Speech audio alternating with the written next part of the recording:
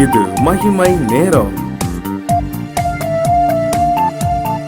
பிதாவாகிய தேவனாலும் கர்த்தராகிய இயேசு கிறிஸ்துவினாலும் உங்கள் எல்லாருக்கும் கிருபையும் இரக்கமும் சமாதானமும் உண்டாவதாக. இந்த வாரத்திலே நமக்கு உணர்வு வேண்டும், ஆண்டவருடைய காரியங்களை பற்றி நமக்கு உணர்வு வேண்டும் என்று சொல்லி தியானித்து வருகிறோம். இந்த நாளின் செய்திக்காக நான் எடுத்துக்கொண்ட வசனம் 1 ராஜாக்கள் 8ஆம் அதிகாரம் 46, 47 வசனங்கள். பாவம் செய்யாத மனுஷன் இல்லையே, ஆகையால் அவர்கள் உமக்கு விரோதமாய் பாவம் செய்து தேவரீர் அவர்கள் மேல் கோபம் கொண்டு அவர்கள் சத்துருக்கள் கையில் அவர்களை ஒப்பு கொடுத்து அந்த சத்துருக்கள் அவர்களை தூரத்திலாகிலும் சமீபத்திலாகிலும் இருக்கிற தங்கள் தேசத்திற்கு சிறைப்பிடித்து கொண்டு போகும்போது அவர்கள் சிறைப்பட்டு போயிருக்கும் தேசத்திலே தங்களில் உணர்வடைந்து மனம் திரும்பி நாங்கள் பாவம் செய்து அக்கிரமம் பண்ணினோம், துன்மார்க்கமாய் நடந்தோம் என்று தங்கள் சிறையிருப்பான தேசத்திலே உம்மை நோக்கி வேண்டுதல் செய்து. எதிலெல்லாம் நமக்கு உணர்வு வர வேண்டும், நாம் உணர்வடைய வேண்டும் என்று வேதத்தின் அடிப்படையிலே நாம் தியானிக்கலாம். இன்னைக்கு அதுக்கு ஆதாரமாக நான் எடுத்தது சாலமோன் ராஜா பண்ணின அந்த விண்ணப்பம்.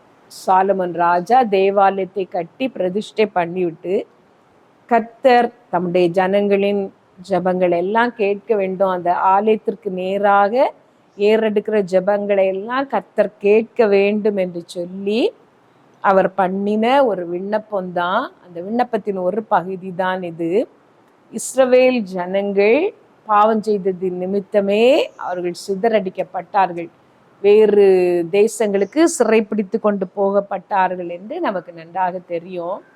ஆனால் அவர்கள் சிறையிருப்புக்கு போவதற்கு முன்பாகவே சாலமோன் ஞானி ஜெபம் பண்ணுகிறார். ஆண்டவரே, ஜனங்கள் அவர்களுடைய அக்கிரமங்களின் நிமித்தம் வேறு தேசங்களுக்கு சிறைப்பட்டு போகும் பொழுது அந்த சிறையிருப்பின் தேசத்திலே அவர்கள் தங்களுடைய பாவத்தை உணர்ந்து அவர்கள் தம்முடைய அக்கிரமங்களை அறிக்கையிட்டு உம்மை நோக்கி ஜெபம் பண்ணினால் தேவரீர் அந்த ஜெபத்தை கேட்டு அவர்களுடைய சிறையிருப்பை மாற்றும் என்று சொல்லி அவர் கேட்கிறார்.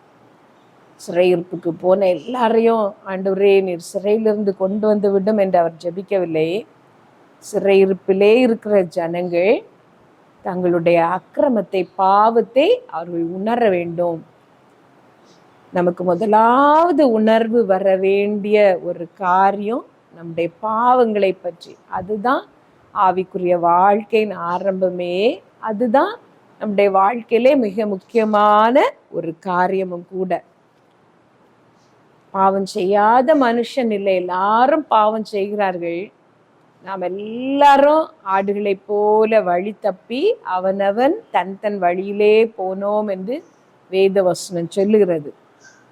நன்மையே செய்யத்தக்க நீதிமான் பூமியிலே இல்லை என்று வேத வசனம் சொல்லுகிறது. எல்லாரும் ஒரு விதத்திலே நாம் பாவம் செய்கிறோம், ஒரு விதத்தில் இல்லாவிட்டால் இன்னொரு விதத்திலாவது ஏதோ ஒரு பாவம் நம்மிடத்திலே காணப்படுகிறது. இந்த பாவம் நம்மை மேற்கொள்ளுகிறது. துணிந்து செய்கிற பாவங்களும் உண்டு, நாம் அறியாமல் செய்கிற நம்மையும் மீறி நாம் செய்து விடுகிற பாவங்களும் உண்டு. பாவம் செய்யாத மனுஷன் பூமியிலே இல்லை. ஆனால் பாவம் செய்யும் பொழுது அந்த பாவத்தை பாவமாக ஏற்கிற ஒரு இருதயம் நமக்கு வேண்டும். அந்த பாவத்தை உணராமல் போகிறதில் தான் நாம் தவறுகிறோம். அதற்கு ஏதோ ஒரு காரணத்தை சொல்வோம், சூழ்நிலையை காரணம் காட்டுவோம், இல்லாவிட்டால் நம்மோடு இருக்கிறவர்கள் மீது அந்த குற்றத்தை சாட்டிவிட்டு நமக்கு அதிலே பங்கில்லாதது போல நாம் பேசுவோம், நடந்து கொள்வோம். ஆதாமும் ஏவாளும் ஆண்டவர் புசிக்க கூடாது என்று சொன்ன அந்த பழத்தை பறித்து புசித்தார்கள். விளக்கின அந்த விருட்சத்தின் கனியை புசித்தீர்களா, புசித்தாயோ என்று ஆதாமிடம் கேட்ட பொழுது ஆம் ஆண்டவரே நான் புசித்தேன், என்னை மன்னியும் என்று அவர் கேட்டிருக்கலாம். ஆனால் அந்த ஆதாம் சொன்னார், தேவரீர் எனக்கு தந்த ஸ்திரீயானவள் பழத்தை பறித்து என்னிடம் தந்தால் நான் புசித்தேன் என்று சொல்லி. அதே போல ஏவாளிடம் கேட்ட பொழுது இந்த சர்ப்பம் என்னை வஞ்சித்தது, நான் புசித்தேன். 2 பேருமே அந்த பாவத்திலே தங்களுடைய பங்கை அவர்கள் உணரவில்லை. தங்களுடைய பக்கத்திலே இருக்கிற அந்த தப்பை அவர்கள் உணரவில்லை. அவர்கள் சர்ப்பத்தையும் மற்றவர்களையும் குறை சொன்னார்கள். இதுதான் மனித இயல்பு. ஆனால் பாவ உணர்வு நமக்கு வர வேண்டும். நான் தான் பாவம் செய்தேன் என்று சொல்லி ஏற்றுக்கொள்ளுகிற ஒரு உணர்வு நமக்கு வர வேண்டும். அது இயல்பாக வருவதில்லை. எவ்வளவுக்கு எவ்வளவு நம்முடைய பாவங்களை பற்றி நாம் உணர்வு அடைகிறோமோ, எவ்வளவுக்கு எவ்வளவு நம்முடைய பாவங்களை அறிக்கை செய்து நம்முடைய ஆவியிலும் ஆத்மாவிலும் உண்டான எல்லா அசுசியும் நீங்க நம்மை சுத்திகரித்து கொள்ளுகிறோமோ, அவ்வளவுக்கு அவ்வளவு நம்முடைய ஆவிக்குரிய வாழ்க்கை பலப்படும். ஆண்டவரோடு உள்ள உறவு நமக்கு சீர்படும். நாளுக்கு நாள் பரிசுத்தமாகுகிற, நாளுக்கு நாள் மறுரூபமாகுகிற ஒரு அனுபவம் நமக்கு உண்டாகும்.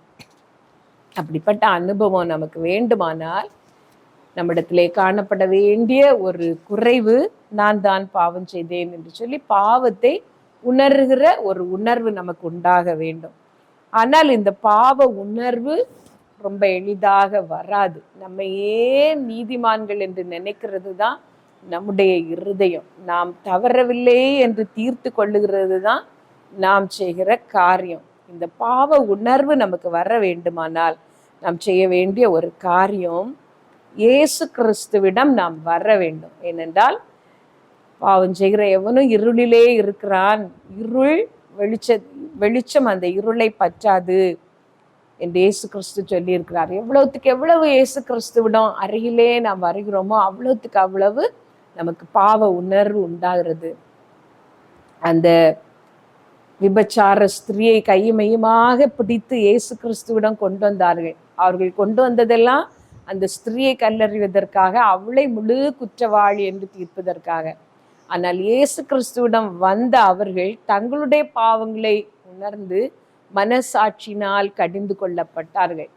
வேறு காரணத்திற்காக அவருடைய அருகிலே வந்தாலும் கர்த்தர் பாவங்களை உணர்த்துகிறவர், நம்மை பரிசுத்தமாக்குகிற தேவன். நான் திரும்ப திரும்ப அவரிடம் வர வேண்டும். என்றைக்கோ ஒரு நாள் ரட்சிக்கப்பட்டு விட்டோம், அதோடு முடிந்தது என்று இல்லாமல் நம்முடைய பாவம் போக நாம் கழுவப்பட வேண்டுமானால் திரும்ப திரும்ப இயேசு கிறிஸ்துவிடம் வர வேண்டும். எப்படி வருவது? ஒவ்வொரு நாளும் ஆண்டவரை நாம் தேட வேண்டும். ஜெபத்திலே அவருடைய சமீபமாக நீங்கள் வரலாம். ஜெபிக்கும் பொழுது கர்த்தர் அண்டை நீங்கள் கிட்டி சேருகிறீர்கள். வேதத்தை வாசிக்கும் பொழுது அவர் இன்னும் உங்களுக்கு சமீபமாக மாறுகிறார். அவருடைய ஆலயத்திற்கு போகும் பொழுது அவருடைய பிரசன்னம் உங்களுக்கு அருகிலே வருகிறது. அவருடைய பிரசன்னத்தை நீங்கள் உணர்கிறீர்கள். கர்த்தரோடு நீங்கள் கிட்டி சேரும் பொழுது உங்களுக்கு பாவ உணர்வு உண்டாகிறது. பாவங்களை அறிக்கையிடுகிற ஒரு சுபாவம் உண்டாகிறது. நீங்கள் ஆரோக்கியம் அடைகிறீர்கள், ஆசீர்வதிக்கப்படுகிறீர்கள். நாம் ஜெபித்து முடிக்கலாம். ஆண்டவருடைய சமூகத்திலே நீங்கள் எல்லாரும் கேளுங்கள். ஆண்டவரே, பாவத்தை உணர்கிற ஒரு உணர்வை எனக்கு தாரும். நான் ரட்சிக்கப்பட்டு வருஷங்கள் ஆயிற்று ஆண்டவரே, ஆனால் இன்னும் நான் முழுமையாக அந்த பாவங்களிலிருந்து விடுபடவில்லை. நான் போராடுகிற பாவங்கள் இன்னும் எனக்கு இருக்கிறது. உம்மண்டை சேர எனக்கு உதவி செய்யும் என்று சொல்லுங்கள். இன்னும் உம்மை கிட்டி சேர எனக்கு உதவி செய்யும் என்று கேளுங்கள். ஹல்லேலூயா, ஹல்லேலூயா, ஹல்லேலூயா. எஸ்ஸப்பா, உம்மோடு எங்களை இழுத்துக்கொள்ளும், உம்முடைய அருகிலே எங்களை இழுத்துக்கொள்ளும். உமக்காக வாழ பரிசுத்தமாக எங்களுக்கு நீர் உதவி செய்யும். உம்முடைய அன்பின் கரங்களிலே எங்களை தாழ்த்தி தருகிறோம். இயேசு நாமத்தில் கேட்கிறோம், ஜீவனுள்ள எங்கள் நல்ல பிதாவே, ஆமீன்.